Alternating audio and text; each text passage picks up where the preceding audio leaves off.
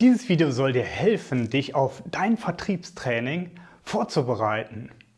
Stell dir mal ein Navigationssystem vor, wo du kein Ziel eingibst. Das macht keinen Sinn, oder? Das gleiche haben wir für ein Vertriebstraining. In dem Fall ist das Ziel die Erfüllung deiner Erwartungen. Und das setzt natürlich voraus, dass du dir deiner Erwartungen bewusst bist.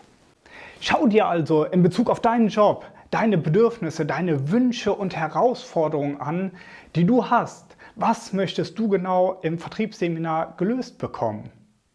Und je genauer deine Beispiele sind, je praxisbezogener das Ganze ist, je mehr kannst du davon profitieren. Also bringe bitte deine Beispiele mit und die werden wir im Vertriebstraining behandeln. Vorsicht, gibt eine kleine Stolperstelle, das Thema Plattitüden. Also zum Beispiel, ich will Neues lernen. Das ist ja schön und gut, aber was ist für dich Neues? Neues wäre jetzt auch, wenn ich dir irgendeinen netten Witz erzähle, aber das hilft dir in Bezug auf deinen Job vielleicht nicht so ganz weiter.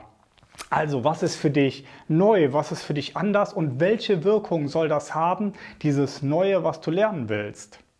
Ich will gut verkaufen können. Also, wenn du da ein Adjektiv drin hast, also in dem Fall das gut, wie ist es? Es ist gut. Was ist denn für dich gut? Wann kannst du gut verkaufen? Was brauchst du dafür? Was sind deine Herausforderungen? Und das bitte mit konkreten Praxisbeispielen.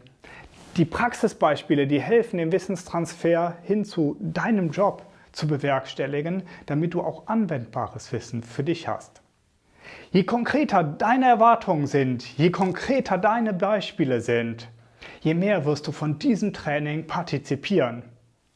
Und ich freue mich wie ein Schnitzel, wenn wir zwei uns demnächst live sehen. Bis später.